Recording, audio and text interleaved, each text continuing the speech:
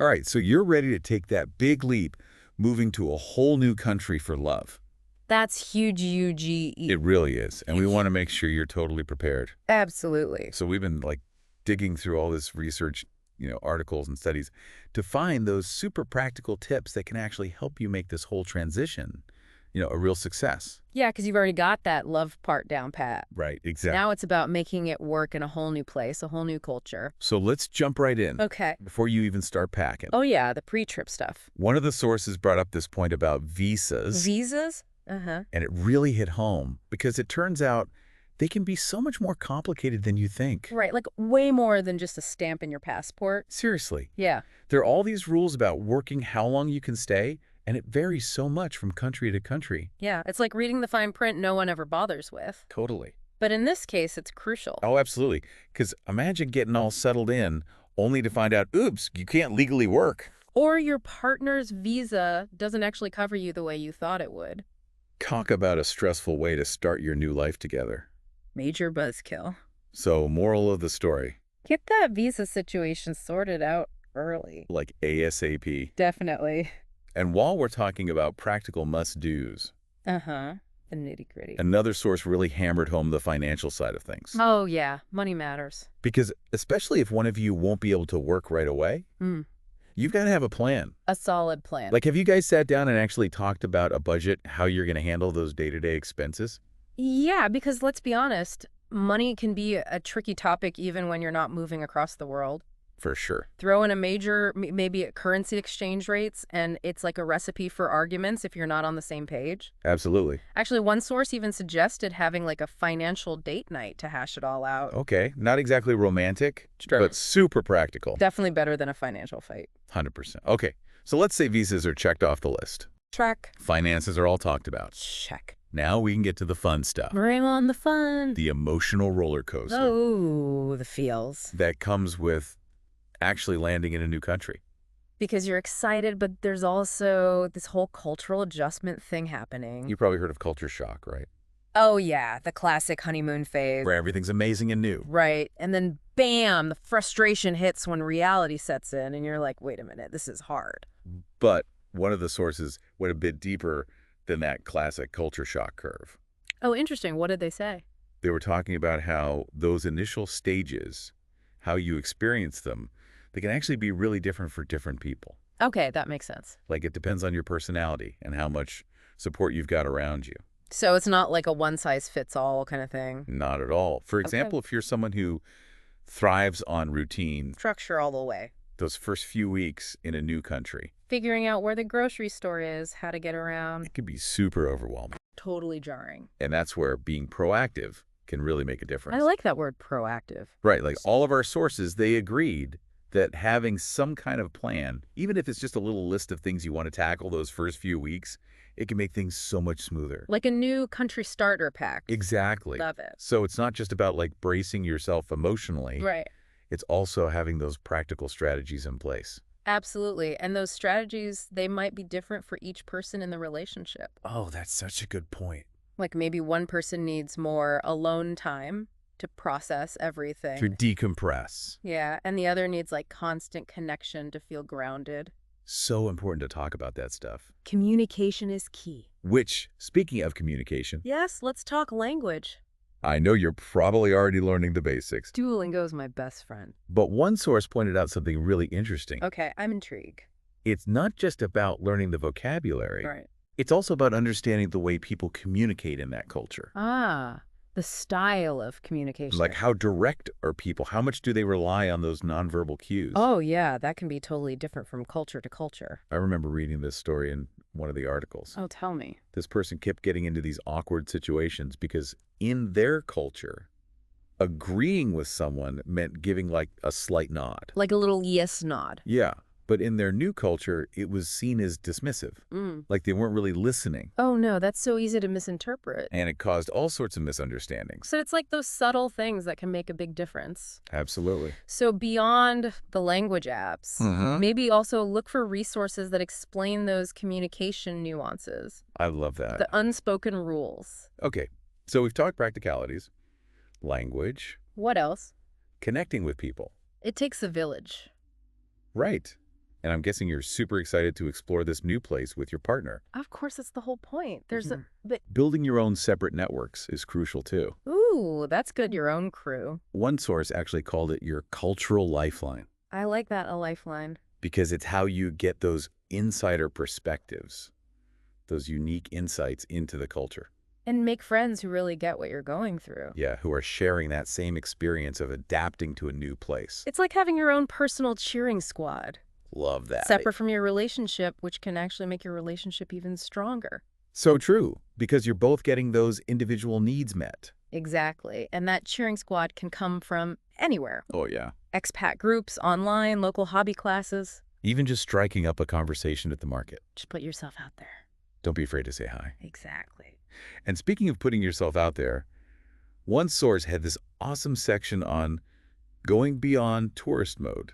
Okay, so not just hitting the main attractions. Right. It's about really experiencing the culture like from the inside out. Immersing yourself. And that often means stepping outside your comfort zone. Trying new things, being open to new experiences. So what are we thinking? Local festivals, a traditional cooking class. Ooh, maybe even joining a local sports team. The options are endless. And those are the kinds of things that become memories, you know? Absolutely. Stories you'll tell forever. It's where the real cultural immersion happens, often in the most unexpected ways. Exactly. You never know what you'll discover.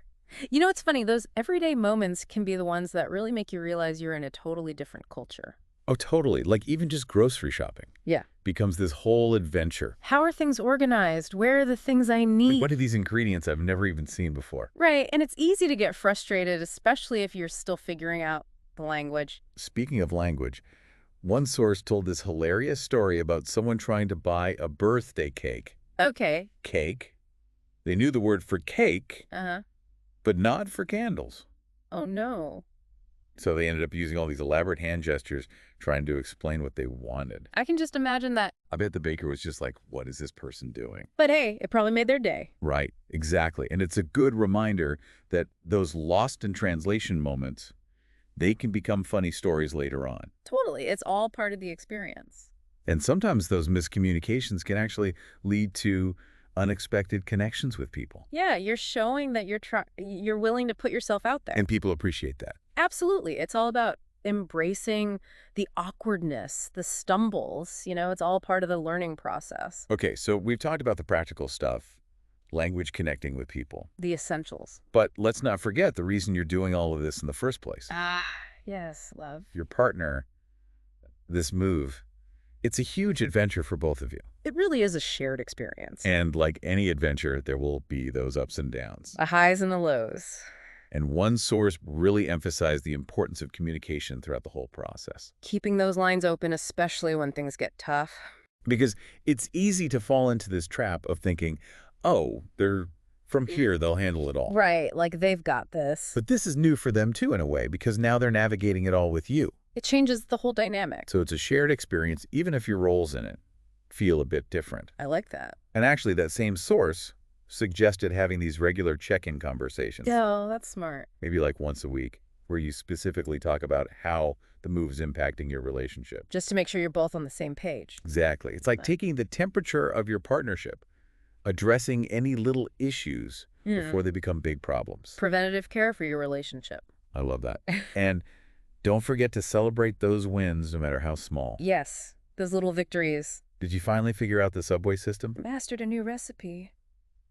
High five. Those are all worth celebrating. They really are, because those little moments of triumph, they add up, and they help you feel more and more at home. And speaking of home. Ah, yes. Creating a space Yeah. that feels like yours. Oh. Even if it's in a new country.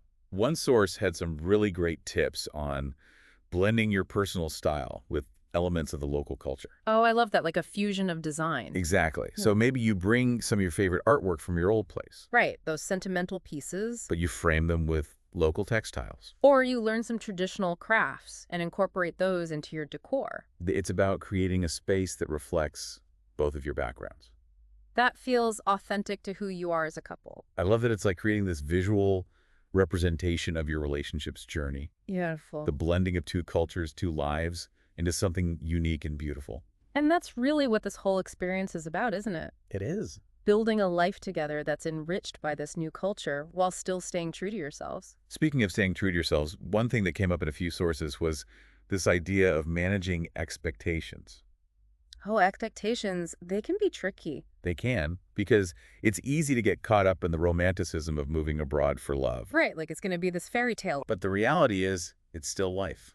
You're still going to have good days, bad days, disagreements, challenges. All the normal stuff. Exactly. One article even talked about the importance of having realistic expectations for the relationship itself. Okay, that's interesting. Because moving to a new country is not a magical cure-all for any existing issues you might have. In fact, sometimes the added stress of a big move can actually amplify those issues. That's why it's so important to have a strong foundation of communication and trust before you even make the leap. Absolutely, you've got to be solid. And to remember that you're a team.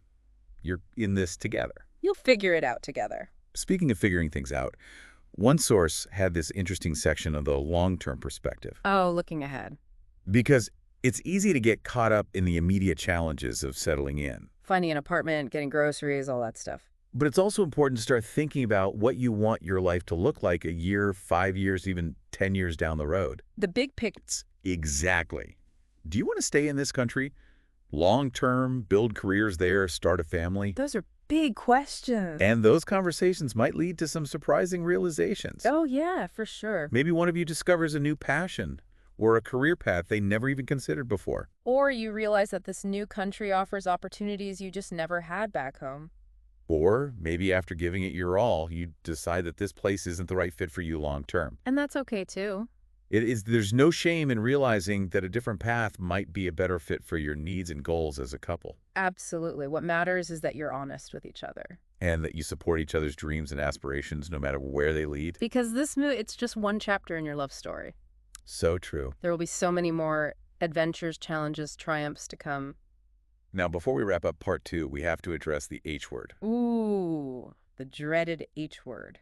Homesickness. It's something that almost everyone experiences when they move to a new country. It's totally normal. And it can be tough. We're back, and, let's be real for a sec. Moving to a new country for love, it doesn't just magically erase those moments where you miss home. Nope. These feelings are totally normal.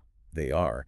And one source had this great advice about homesickness. Oh, I'm all ears. Instead of trying to fight those feelings. Right. Push them down. Ignore them. Yeah. Find healthy ways to acknowledge them. Okay, so how do we do that? Well, they actually suggested creating a comfort box. A comfort box? What's that? It's basically like this little box you fill with things that remind you of home. Oh, that's cute. Like pictures, favorite snacks, maybe even a scarf that smells like your grandma's house. Oh, that's sweet. It's like a little piece of home you can carry with you. Exactly. And don't forget about connecting with loved ones back home. Oh, yeah. Those virtual hugs are important. Schedule those video calls.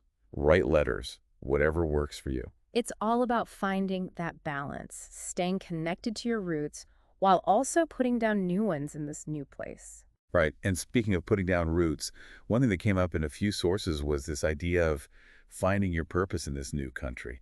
Okay, so it's not just about adapting, it's about thriving. Exactly. It's about asking yourself, how do I create a life here that feels meaningful and fulfilling? Right, not just getting by, but actually feeling like you're flourishing. And that looks different for everyone. Of course. Some people find it through their careers, Yeah. others through volunteering creative pursuits. There are so many possibilities. One source actually suggested brainstorming a list of things you're passionate about, Okay, I like that. A passion list. and then researching how those passions could be expressed in your new environment. So, like, let's say you're a musician. Are there open mic nights, local bands looking for members? Exactly. Or maybe you love animals. Are there animal shelters that need volunteers? It's about taking the things you love and finding ways to connect them to your new community. And in doing so, you're not just creating a fulfilling life for yourself, you're also weaving yourself into the fabric of this new culture. It's like becoming part of the story of this place, adding your own unique chapter. That's beautiful.